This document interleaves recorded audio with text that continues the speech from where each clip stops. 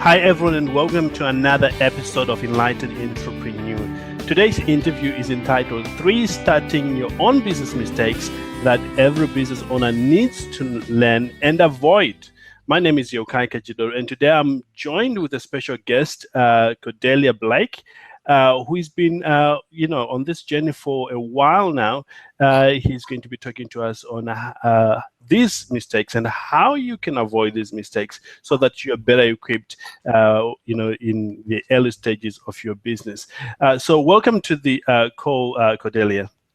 Thank you. Thank you for having me as a guest, Yukai. I'm happy to be here.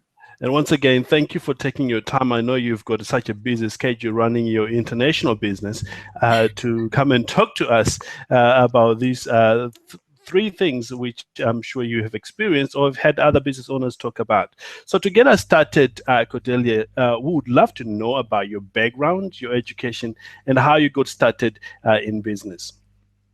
Sure. Well, I have a college degree. That's my educational background. Or university, I guess, as you call it there in the UK, right? So Yes. In a totally non-business oriented field. So I have always, for many, many years, I have been self-employed in one form or another. And then I've also had a lot of weird, unusual jobs over the years that kind of oddly prepared me to be a business owner because I know how to do a lot of different things. Right. And when you own your own business, you're the janitor and the CEO, right? You got to do it all. Absolutely. I'll tell you a joke. I was at a networking event, I think last year, and I met this gentleman, and he said, "I'm a CEO." And I said, "Oh, nice to meet you, Mr. CEO. You know, it's good to meet CEO and stuff." And he said, No, you don't understand. I'm chief of everything." Yeah, but that was such a joke to me. He does everything. Yeah. It was very funny to me. But please go ahead. So my current business that I actually have two businesses. Right. One of them is, they're both related. So about 3 years ago, I started my own e-commerce website. Right. And it was actually an utter failure. But like all good business owners, I tried to learn from my failure. And I started selling on Amazon.com here in the US. Right. And around the same time we started, I was just a member of a group called Scanner Monkey. You can see the sign behind me. And Scanner Monkey is a group where we help each other. So that's our whole thing. We help each other. And then over time, I've now become a partner in Scanner Monkey. Right. And we have 1,400 members. And we are a trade organization for online sellers. So we have people who sell on Amazon, mostly Amazon. Some of them also do eBay and other platforms as well. And they are here in the US. We have people in the UK. We have Australia, South America. We have people all over the country, all over the world. So we do weekly webinars and we do networking events. We're about helping people connect. So that's right. Scanner Monkey. And then I also have my own online selling business. Right. So I consult with companies about how to be on Amazon. I also just sell stuff myself. And then, that kind of thing. So those are my two businesses. And I'm also a mom and a wife and all the other things that come with being a human being. So I have two children, ages 14 and 5. Nice. And I love that. For me, being a business owner serves a couple purposes. One, it gives me something to do that I really love. Right. It gives me something that I can make a meaningful contribution to our income. It wasn't always like that. It used to just be a little extra money, but now I'm a good part of our family's income. And, my kids are sick or whatever, we need to do stuff, I can just do it. I don't have to ask anybody. I don't have to take time off. As long as I might have to work crazy hours that night or whatever, but I can just make it all happen. And there's times when that's frustrating, but mostly it's just really empowering and I enjoy it. Absolutely. That's the reason why many of us got into business, to have that time freedom, to know how to manage your own time. Let me take you back to the e-commerce business. You are now doing Amazon. What sort of success have you had that you are comfortable sharing with our audience today? Sure. I have slowly built my business. When I first started, so I was recovering from, I had purchased inventory for my e-commerce website, which didn't sell there. So my first, 2013, I lost money. Right. But that was because of my other business, really more than Amazon. And then 2014, I was profitable. We paid for an expensive medical procedure. We paid for several vacations. We never, I don't know if you've ever had this experience, but I've had the experience of going to the grocery store and having to check the bank account to make sure I had enough money to buy all this stuff I wanted to buy. Yes, I remember that quite categorically. I can tell you the date, actually. It was in May of 2008. That's when we were getting started, and I had made so much investment in what we were doing to the point that I had probably just under £200 in my account. Yeah. And I literally had to first check in, and I promised myself I would never overspend like that. Of course, it was a good thing that I was putting in the business, but I had gone overboard, to do that. And it's an experience I thought, no, I have to be very careful of this. Yeah. You go ahead. So,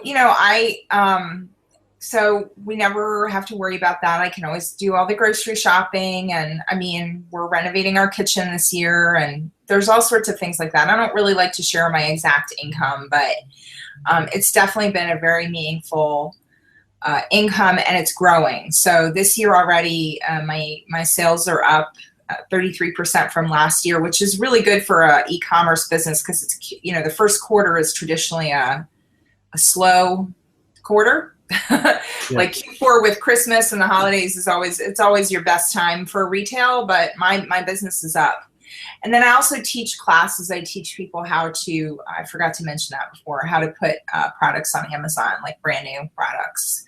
So that's going well as well. So the cool thing about some businesses, certainly my business, is that I've been able to really keep learning and growing to the point where I can help share that knowledge with other people too.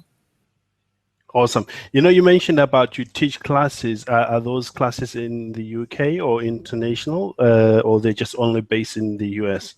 The class I'm teaching right now is online, so you can be anywhere. Okay. I do it a little differently. My class is not pre-recorded like a lot of online classes. It's actually live, but it is online. So it's in a format similar to this, but I teach it. People ask questions. We have labs, and people can engage and participate. Awesome. Let's just take you back for a moment to the time you got started.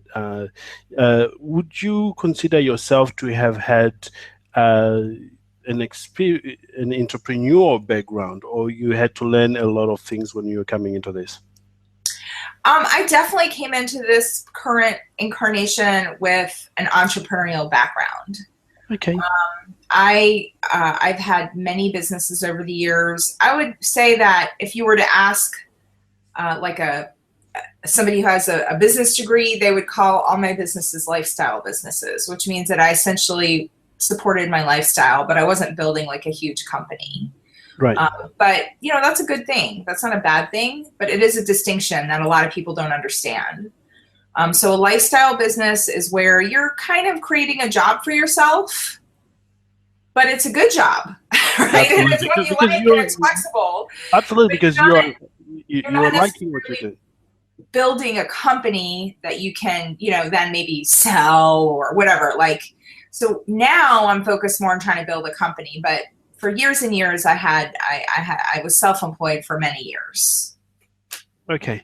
All right. Let's jump into the mistakes that you see business owners make when they're just getting started. Do you have one at the top of your mind that I do. You mentioned it already.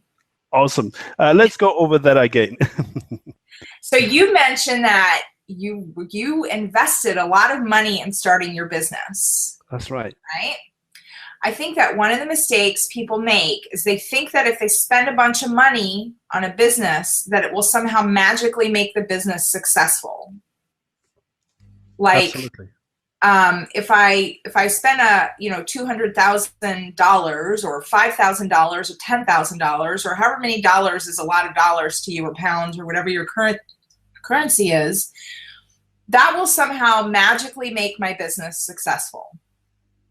And it's just not true. I've met people who started a very lean business model and built it up over time, who now have multi-million dollars coming in. And I have met people who have literally invested hundreds of thousands of dollars into a business and they lost it all because they didn't understand their business. So the most important thing you need to do when you're starting is understand your business. And I think that for most of us, you really can't do that until you work in it. So I would say my number one mistake is, if you're spending money on something, do your due diligence and make sure it's really smart. And if you can spend half that amount or a quarter of that amount or a third of that amount or none or $500 instead of $10,000, do that. Build it from the ground up, because you can't magically jump ahead. It's kind of like when I used to do martial arts, and you work your way up with the belts, right? You gotta. That's right. Depending on when the colors are different orders, depending on which martial art you do. But there's like the green belt and the yellow belt, and you want to get up to the black belt. But there's no amount of money you could spend to get a black belt in a month, right? You can't. Your body can't do it. You could literally not sleep for a month and have spent $200,000 hiring the best martial arts instructor in the world, and you will not have a black belt in a month. And so it's the same with business. Like, you have to get your yellow belt first before you can get your black belt. And so work up to it, ease into it, and build up that way. And it's harder, but it's much more likely to lead to success. Absolutely. I think you, in the process, your character is built as well. Mm-hmm. You learn certain skills that you didn't know you have, and it gives you that tenacity which you need to thrive in the business. And suppose somebody has already made the mistakes of putting a lot of money, like I did. How can it was a sharp learning point, I'll tell you that now. How can they reverse the effects of spending in their business? Well, I mean, it's like anything else, I mean, whenever you spend too much money, you've got to rein it back in. The other thing that that my husband actually shared with me, he's also a business owner, but there's a business term called fail fast. So right. If you're going to fail, just do it already and move on to the next lesson. So the other thing I've seen is that people, they spend however much money they spend, and then they keep hanging on to it because they're like, well, I spent X amount of money on this. I have to do it. And it's like, at some point, you need to come up with a list of, these are the things that are going to tell me if this business is going to be successful. And you try them all. Right. And then if the answer is no, cut your losses and move on. Whether it's $10 or $200,000 or more, at some point you got to just cut it off and do the next thing. Because if you just keep staying in a business that's losing money, you're never going to be successful. I mean, there are things you can do. Sometimes you're in a business that's being run poorly and you can turn it around. But if you're starting a business and you invested a bunch of money and it's never been successful, chances are good it's not going to be. And you need to do something else. So that would be my thing. Like, just fail fast, learn your lesson and move on. No matter how much that amount of money is, at some point, don't follow it with more time and more money. Incredible. Let's move on to the second mistake that you see a lot of business owners make, especially within the first 3 years of operations. So the other mistake that I see business owners make is they don't build processes for their business. And this is what I'm struggling with right now. Okay. So I'm right in the middle of this, right? But yes. If you talk to really people who have gotten a degree of success and you say, well, how do you do this? Whatever this is, they're going to tell you exactly how they do it. They're going to be like, oh, well, every week I do this, or I have my staff. It doesn't have to be them, but they have a process in place. And, the first step is to build these processes. And then the next step is to be able to outsource some of that work. But when you start a business and you're the most committed person in the business, it's easy to just like do everything yourself and kind of just get the job done.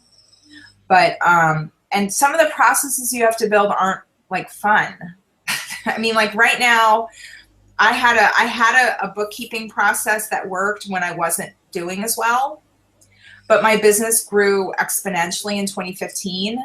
And right. My process for keeping up with my accounting was not adequate. And instead of stopping a year ago and taking a week or whatever and just building up my process, now I'm a year later and I'm like, oh my God, now I have to do a year and a half of financial processes instead of when I could have caught it after a couple months. So whatever you're, building accounting processes, unless you're an accountant, isn't really that fun, but every business has to do it. And building processes for training staff and for just all the little nitty gritty details of running a business. And so I think that business owners a little bit are like artists, we just want to do the art, whatever that is. If it's painting, drawing, selling, buying, whatever your business is, the part that's exciting to you is what we all want to spend our time on. Absolutely. And you could spend time on those ones as well. And then there's marketing, which is like a black hole of time. You could never stop spending enough time on marketing. So it's very easy to neglect those fundamental business processes. And I see that as a huge mistake, and that you need to take time out as you work to understand how the business of running a business works. Absolutely. I'm glad that you mentioned that. Last week, I had an interview with Dr. Wendy, who generated, her business was worth $12 million by the end of last year, 2015. Wow. But they are in the process of closing it because of they did not have enough processes in place until the winter came. In fact, our audience will be able to access that interview, which I did with Dr. Wendy. It will be in the members area. And she mentioned this very point, that if they had put the processes in place in 2010 when they started, there wouldn't be any need for them to come to the closure where they are.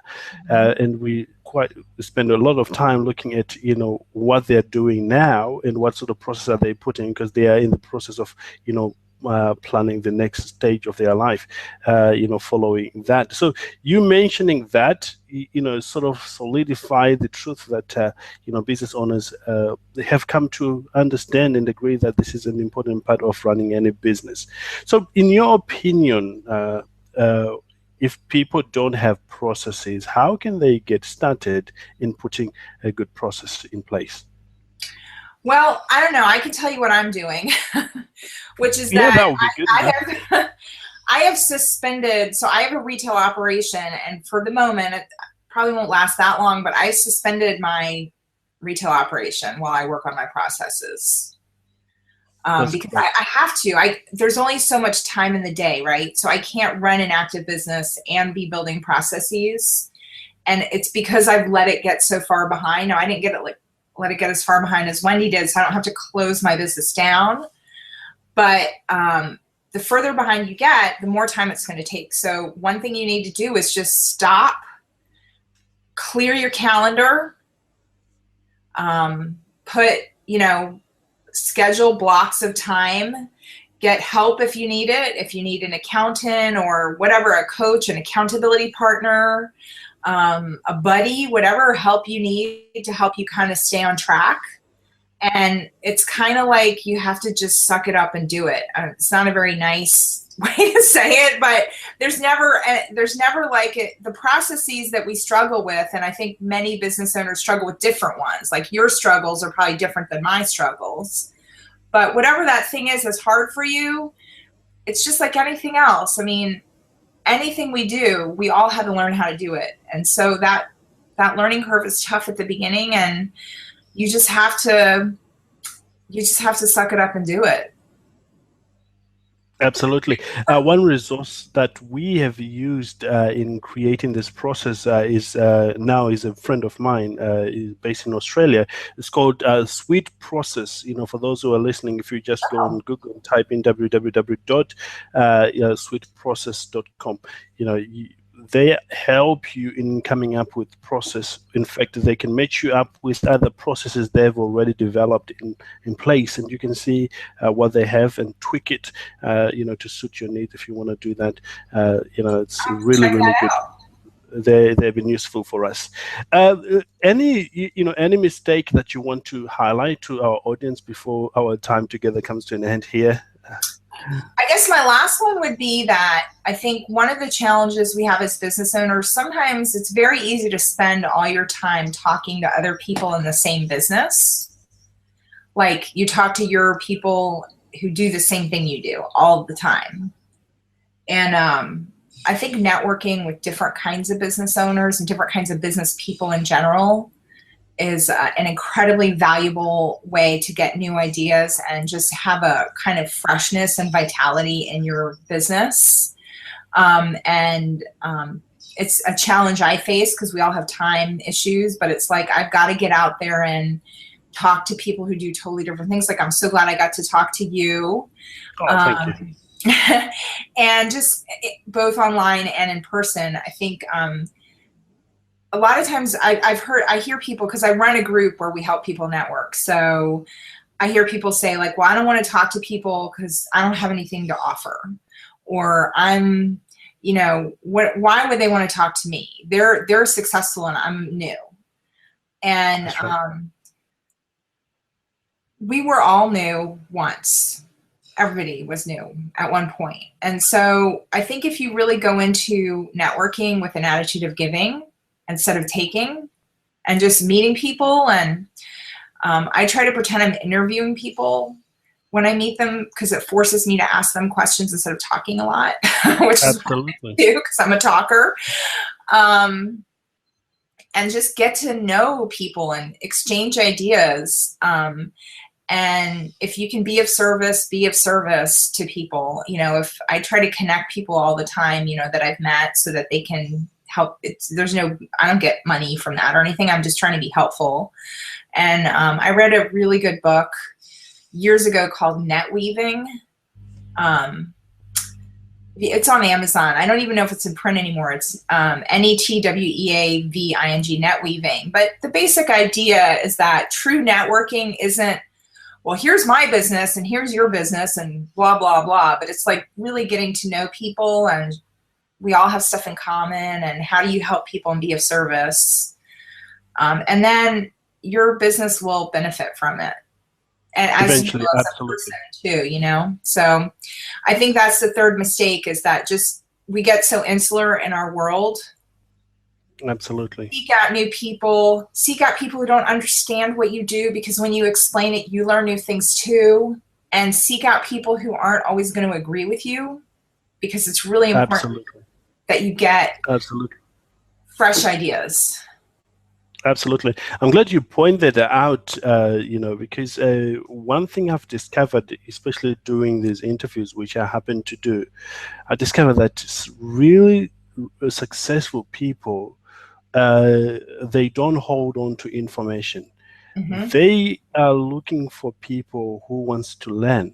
And we run mastermind groups with them, and I bring sometimes 2 or 3 people who are just getting started, and I bring a multimillionaire in the mastermind group. And these individuals want to share more.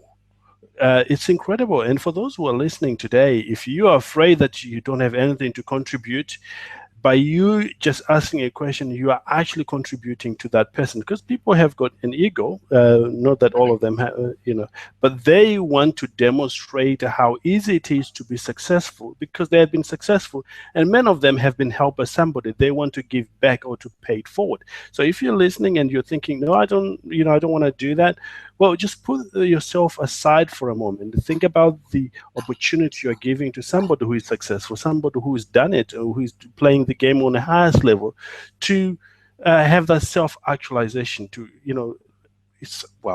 For me, when I get asked certain questions by those who are getting started, it makes me feel good that I actually have been in a position to contribute to somebody.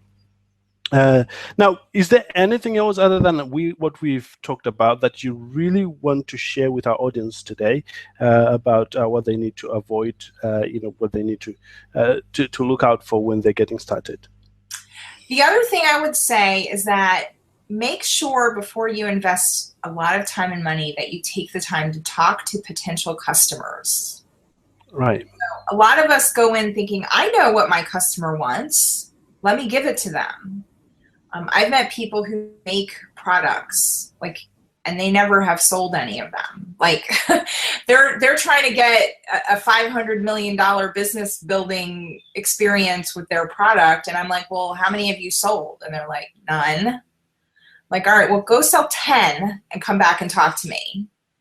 And I think whatever business you're in, you have customers. That's how we all make money. And go out and get to know your customers. And if you think that you need to start a business helping business people with virtual assistants, then go out and talk to people who need to hire virtual assistants. Or if you have a business where you want to sell a widget, then go get some widgets and sell them.